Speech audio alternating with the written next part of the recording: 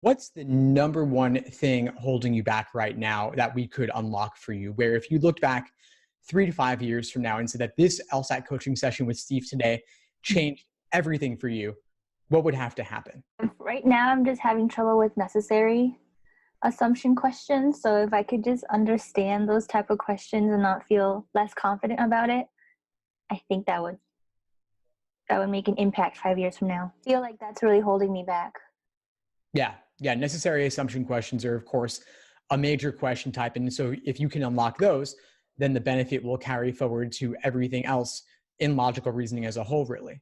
But they are one of the most common question types. So I'm glad you identified them as a particular area of focus. Now, for necessary assumption questions, how do you currently approach them? Well, I first look at this question stem, and then if it's like a flaw, then I just read the stimulus and then find the premise, conclusion, and then try to find the flaw. So yeah, perfect. So what in the question stem is telling you is necessary assumption versus sufficient assumption? Do you feel like you have a good handle on the difference? Yeah, like required, or there's other words, assumed. Yeah. So basically, you got it. So exactly, words that are synonymous with necessity, like depends upon, requires, and assumes. So it sounds like you have a good handle on the difference there. So you said you read the question stem, then the stimulus, and then you move on to the answer choices. Yeah. Now, is there a particular technique that you use when you're evaluating the stimulus or the answer choices? I know I take I forgot what it's called, the contrapositive. I can't remember. When you look at the stimulus, if it's a quantity word, you change it. If it's a verb, you put the not or no. Oh, so like negating. Negating, yeah, that's what I do. But it's still, like, sometimes it's hard. I guess with practice.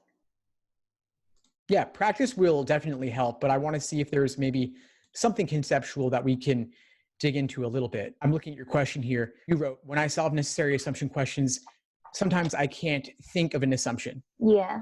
What's your advice for this? So that's a great question. I think that you don't always need to prephrase or predict what the underlying assumption is, because there could potentially be multiple underlying necessary assumptions. I think that necessary assumption questions fall into two categories. One where you can predict it, and that prediction would simply be the connection between the evidence and the conclusion.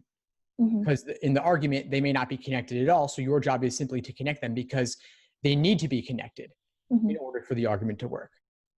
But then there is that other category where in necessary assumption questions, you want to simply defend the alternative against potential problems and say that potential alternative explanations or scenarios. And so in those cases, there may be multiple things that the argument needs to be defended against, and you wouldn't possibly predict all of them.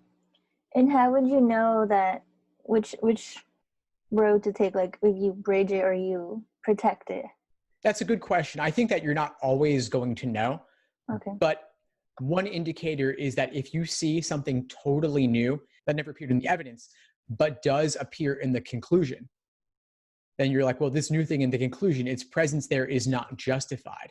And so in order for the argument to work, that new thing in the conclusion would then need to be linked back to the evidence. So I think in most cases where you have something totally out of left field in the conclusion, that particular new thing will also appear in the answer choice.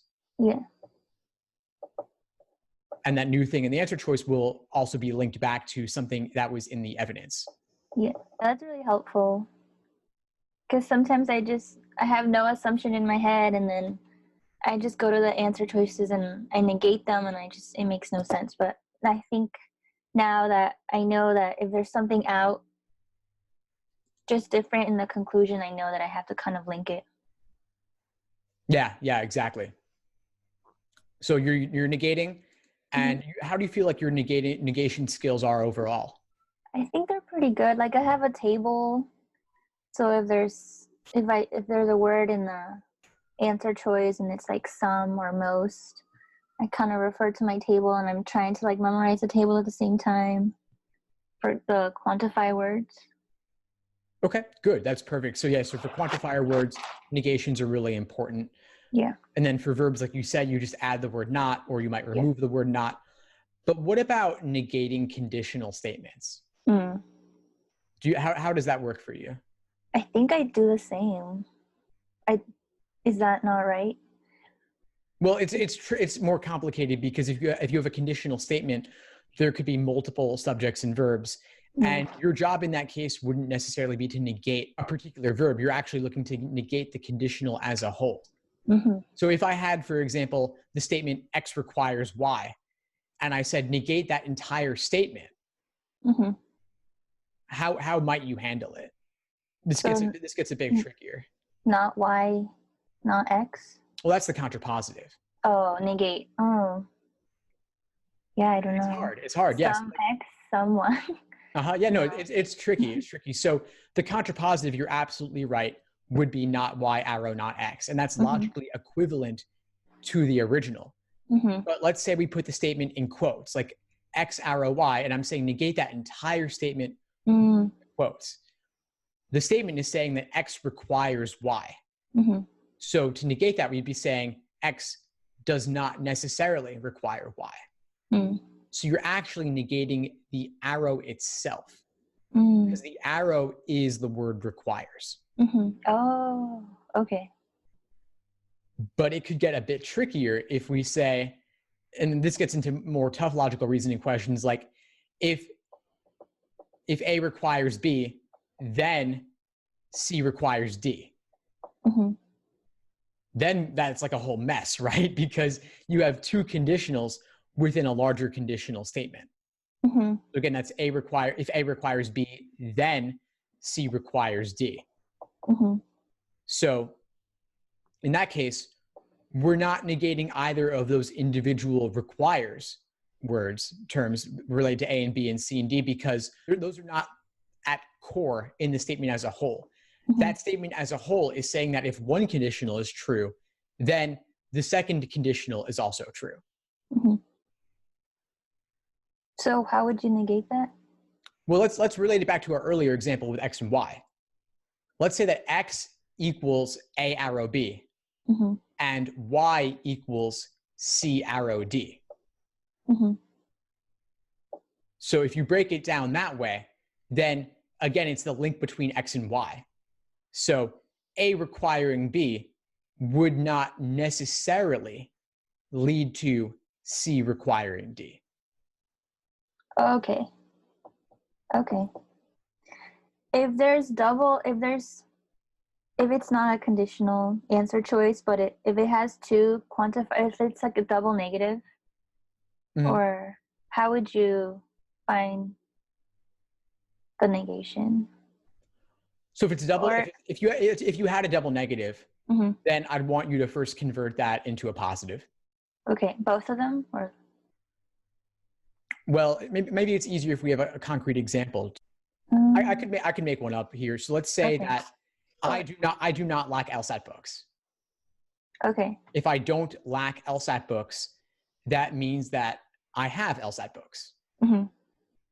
So then from there, if you want to negate I have LSAT books, you say I do not have LSAT books. Okay. So it just the double negative adds an extra step. Okay. And so it's like one more layer you have to peel away to get to a simple way to describe it. Mm-hmm. Okay. I found an answer choice. It's an assumption question. Can I read it for you? Yeah, of course. Is this one of the ones that you sent me? No. That's okay. That's okay. What's the prep test number? 31. Okay, yeah, I'll pull it up. But in the meantime, you want to just read it? Okay, section 3 and question 21. Okay, yeah, you want to read it out loud? Sure. So maybe not the whole thing, but just that particular answer choice. Yeah. For B, people who are not athletes require neither stronger connective tissue nor muscle strength. So to negate that. Yeah, that's a tricky one. So people who aren't athletes, so non-athletes, mm-hmm. require neither one of these two things. Mm-hmm. So non-athletes, that's obviously a bit, let's just say ordinary people. Mm-hmm. Ordinary people don't need stronger connective tissue, and they also don't need muscle strength. Mm-hmm. So the word nor is kind of like and in the negative, just saying that they don't need both of these things. Yeah. That's the original formulation. Once we've removed that negative thing about people saying people who are not athletes, we just say for our own purposes, ordinary people. Mm-hmm. Ordinary people don't require either one of those two things, Mm-hmm. meaning they don't require both of them. Mm-hmm. So to negate that, we want to say that these ordinary people do require at least one of these two things. Okay. So the nor is like a negative and. Mm-hmm. So they're not requiring either one. Negation means they must have at least one of the two, which would be like an or. Okay. So ordinary people do require at least one of the stronger connective tissue or the muscle strength. Mm-hmm. So I think what's going on here a little bit is just that there's that extra step and it requires a bit of slowing down. Yeah. And if there's an only, like for answer choice E, Yeah. for how would you negate the only? Would it be not only? So growth of muscle mass enhances the strength only when accompanied by growth of connective tissue. So that only when is another conditional indicator. Yeah. Only when is like only if. It's a necessary indicator. Mm-hmm. So that's like the arrow. Okay. Growth of mass enhances strength only when accompanied by growth of connective tissue. So they're saying it only happens under these particular circumstances. Mm-hmm. So to negate that, we'd say it could happen under a variety of circumstances, not necessarily these specific ones. Mm.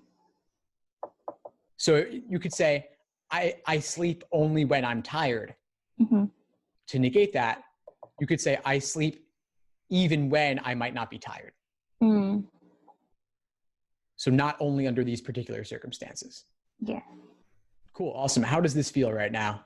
Just kind of walking through these. I feel more confident. I feel like this is what I was struggling with, because looking back at all the questions that I missed, I usually crossed off the answer choices that I didn't understand.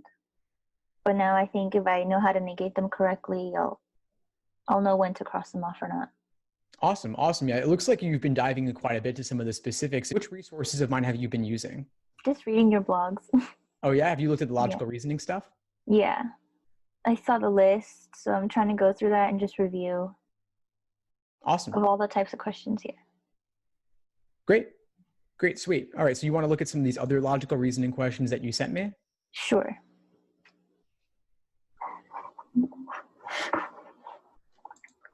And so I saw that a couple of the ones you sent me were from tests in the 30s as well, test 30 and test 34. Yeah. Both necessary assumptions in particular. Mm-hmm. This might be a good place to dive in. Okay.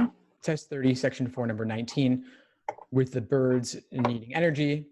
Yeah. And this one's a little bit unique because it's talking about questionable assumptions in particular. So they're telling us that the argument is flawed, but they're still asking about what is an underlying necessary assumption. Mm-hmm. So how is this one going for you? What in particular might have given you trouble on this one? Well, I thought the whole stimulus was about energy, food energy, about the birds. And I did this question like twice, once in like September and then again. And I missed it both times. And I don't know. And then when I look at the right answer choice, it wasn't about food energy. Yeah. It's about quantity or something. Mm-hmm. Yeah. Yeah. Now, what's the conclusion here in this argument? Yeah, I think what I underlined. Yes, you underlined would surely show that the seed-eating bird spends more time eating than does the nectar-eating bird. Mm-hmm. So then going back to evidence. So yeah, you're absolutely right. That is the conclusion. Yeah. So is there something new in the conclusion that's not in the evidence here? The more time eating. Yeah, so time, right? Yeah. Time's in the conclusion, mm-hmm. but not in the evidence. Mm-hmm. What's in the evidence? The food energy. Exactly. So time is new. It's a Mm-hmm. new claim made in the conclusion that does Mm-hmm. not appear earlier. So like we said earlier in our conversation, that suggests that that time thing will need to derive some sort of necessary assumption about it in order for the argument to work. And so if we scan through the choices here, only one of them refers to time. Yeah. Okay. And it's really as simple as that, just if we focus on what's new in the conclusion. Okay. Yeah, I think that's probably what I was doing wrong. Sweet. Awesome. Now, you've been using the negation test. Yeah. What other methods have you been using to inform your understanding of necessary assumptions? Is there any other way you like to think about them? No, like just negation. Yeah. That's all I do when I look at the answer choices. Well, I want to share one other technique with you that might be helpful for necessary assumptions, which is I want you to start thinking about them like a very specific kind of inference question or a very specific kind of must be true question. Because the necessary assumption is not really new information. It's something that already needs to have been true in order for the argument to work. Like I said, meaning that it's inherent or contained within the stimulus already, not new information. So if we look at choice C here, it might seem very moderate because we already know it based on the stimulus. C is talking about time spent eating. The stimulus is talking about time spent eating. But for that very reason, it's true. It's already known, and it needs to be the case for this argument to work. And the fact here in this particular case that it's questionable doesn't really matter a whole lot. Bottom line is that it is something we already know. I don't want to focus just on necessary assumption questions here because I saw that there are some other things you were asking about, and I want to make sure we cover those at least a little bit. You were asking about flaw questions and abstract language and answer choices. Yeah. You want to share a little more on that? Just sometimes the wording of the answer choices are like so complicated, and it just takes time to like, it just makes no sense sometimes. Yeah, I totally hear you. The LSAT uses a lot of complex or abstract language. Yeah, but the flaw is like, if you understand it and you know that the flaw is not the same as the stimulus, so I don't know how you go about understanding the abstract language. Does it ever happen to you where you read a stimulus and you have a sense of what the flaw is, but then you don't see it in the choices? Yeah. That's happens to me all the time. It happens to a lot of folks all the time. And there's a way to deal with that. Way to deal with it is to just go through these answer choices and actually figure out what every single one means. Actually slow down, take the time for every word you don't know, every phrase you don't know.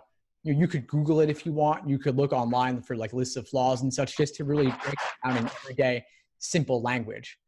And do that as an exercise. Do it for all 5 answer choices, not even just the correct one or just the one that you may have picked the first time around. Because words and phrases, they're not things we talk about in everyday life, like antecedent, consequent, subsidiary conclusion, counter premise. These are all abstract terms. And that if there was one thing I would ever suggest memorizing on the LSAT, it would be this sort of thing, just vocabulary. Every time you see a word you don't know, keep a running list and actually look them up. It's too easy to just move on and go on to the next thing, but these things, of course, do repeat themselves. So what I want you to do is go on my site. I have a categorization of logical reasoning questions by type. And specifically, I have a list of flaw questions there. And so you can practice just doing lots of flaw questions and specifically go through all 5 choices and look up those definitions. Yeah. Okay. And if a stimulus has multiple flaws, how do you know, like, if the answer choice, I don't know, how do you know which flaw to focus on? Yeah, that's a great question. There's usually one major flaw in a logical reasoning question. There could be a tiny little other side issue, but there's usually one big thing. And so it really just is practice to figure out what LSAT considers to be the one big thing. But I think that as your understanding improves, you'll kind of come around to their way of thinking. And just as a side note, when there is a question that refers to 2 flaws, Mm-hmm. like which of the following exhibits both of the flaws above, or something like that. Mm-hmm. So occasionally a parallel flaw question will do that, or a regular parallel question might do that as well. Mm-hmm. And so it really is important to take the time to figure out what both of those flaws are. Yeah. Okay. Typically, if you ID one of those flaws, you'll be able to eliminate at least a few of the choices, Mm-hmm. but you won't be able to get all the way to the correct answer without knowing what both of them are. Mm-hmm. And there have been a handful of those over the years. And again, look at the flaw categorization on my site, and you'll come across those every now and then too. Okay. Yeah, those were the two that I just keep missing in my. Yeah, the two LR ones. And then you had a question on games also, right? Yeah, that might just be me. Maybe I haven't done more practice, but sometimes there's games that the rules are just a little weird, like Mhm. wording that I've never seen before, and then I can't make my own table because of the wording of the rules, so I skip. Sometimes I don't know if it's best to skip the game, or how much time should you give yourself to try to solve it before skipping. Yeah, I totally hear you. That's one of those things where I think that you have to decide at a certain point to cut your losses and move on. Mhm. Where if you are investing minute after minute and just things are not clicking, then of course it is time to skip. But I'm wondering, Tamara, how much practice have you done so far? I've done like about 20 prep tests. 20 prep tests, so that means 80 Yeah. games. Yeah. Okay, that's a pretty good number so far. Mm-hmm. But what I would encourage you to actually do more. Okay. And you've got time, right? When are you taking the LSAT? I'm thinking June, but I'm not sure. I want to take it in July. Yeah. Cool. So that means that you've got a good amount of time. And I would recommend actually taking both exams because the gap between them isn't that big. So Yeah. it's not that much additional effort to go another 5-6 weeks to study for it. Yeah. I know you mentioned once, I don't know when you said it, but you said you did games like over 20 times, like specific games. And I started doing that too, but I'm seeing that I miss some questions sometimes. How do you know like what to look at if you keep missing a certain question, or if you've done it like 10 times and out of nowhere you miss a question in the game? Yeah, that's a fair question. I'd say that sometimes things are just careless. Okay. But if there's a conceptual roadblock you're having about how to diagram a rule or how to make sense of a rule, then it's worth taking some time on that. Maybe you look at explanations. I have Logic Games video explanations on my YouTube channel where I walk through the vast majority of games ever released and just seeing how I do it. There's other explanations out there too. Mm-hmm. And I think it's good to look at them if there is something that you just cannot crack on your own. Mm-hmm. So I'd say explanations plus doing the games more times and then exposing yourself to more games overall. 20 exams is great, Mm-hmm. but you have the time to do potentially 30 or 40 exams. Yeah. And you don't have to do all of those exams. You could focus specifically on doing the games portions if games is giving you particular trouble. Mm-hmm. Not necessarily, but I don't want to miss like any on the real exam, so. Yeah, of course. And so if you don't want to miss any, then that's a great goal, of course. And I would say for that reason, you definitely want to do the games from at least 40 exams and maybe beyond that. Mm-hmm. And you also want to do the oldest exams because they contain some kind of weird curveball type stuff that you're seeing on the newer exams as well. So I want you to expose yourself to a wide variety Mm-hmm. so that you're not thrown off by anything that might come your way. Mm-hmm. Okay. The games, they really do repeat themselves. And so if there's a particular rule that you can't make sense of, Mm-hmm. then it's probably worth understanding it well because it will come up again. Yeah. And so slow down, take the time to thoroughly understand the rule. Because if there's any rule you don't understand, then of course everything will fall apart with that game because most of the questions will involve all the rules in some way. Yeah. Yeah. And sometimes I know when I redo games, I feel like I'm just trying to memorize it how I did it before, like after watching the videos. Like, how do they make their tables? Is that a good strategy, or should I just start making my own? Yeah, that's a fair question. I'd say that ultimately other systems can give you some guidance on how to diagram, Mm-hmm. but also find what works best for you. Mm-hmm.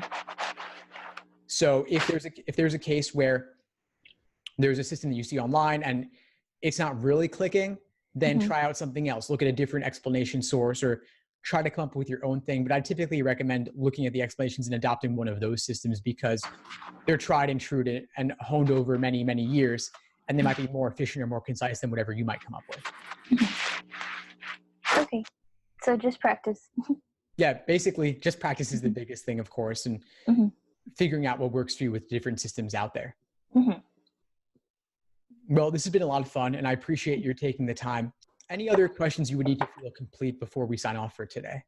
No, I feel like I've touched all my main questions with you. Thank you for giving me all the advice. Of course, my pleasure. But before we go, what's the biggest insight you got from our session today? Probably necessary assumption. I didn't know I was doing the negation for the conditionals wrong. I thought I was just doing the negation if the quantifier words, but I realized I did it completely wrong. And I think that will probably change the game for all my necessary assumption questions from now on. Awesome. That's great to hear. So what I want you to do going forward over the next week or so is drill at least 50 necessary assumption questions, specifically looking for ones with quantifiers and negating them. Okay. Yeah, I'll do that in the flaw questions too. Yep. Awesome. All right. Well, please keep in touch as you move forward with your prep. I really am happy to help however I can as you move forward to June and July and beyond. Yeah. Thank you so much. Thanks for tuning into the show. Please subscribe if you haven't done so already to be notified of new episodes as I release them. And feel free to reach out if you need anything at all as you move forward with your prep. I'm happy to help however I can. In the meantime, I'll wish you all the best and take care.